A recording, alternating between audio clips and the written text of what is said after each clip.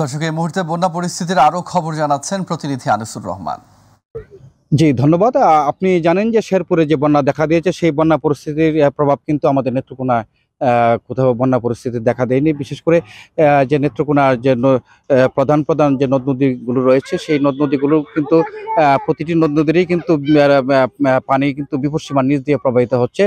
নেত্রকোনা পানি উন্নয়ন বোর্ডের যে নির্বাহী প্রকৌশলী মোহাম্মদ সারোয়ার জাহান, তিনি জানিয়েছেন যে সোমেশ্বরী এবং উবদাকালী নদীর যে পানি, সেটা বিপদসীমার ছুঁই ছুঁই করছে। এছাড়া কিন্তু এখনো পর্যন্ত কোথাও কোনো বন্যা পরিস্থিতি দেখা দেয়নি।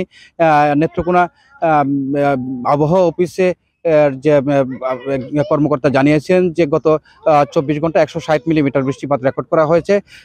এছাড়া সব জায়গায় কিন্তু বৃষ্টিপাতে পানি বিভিন্ন জায়গায় একটু জলাবদ্ধতা দেখা দিয়েছে।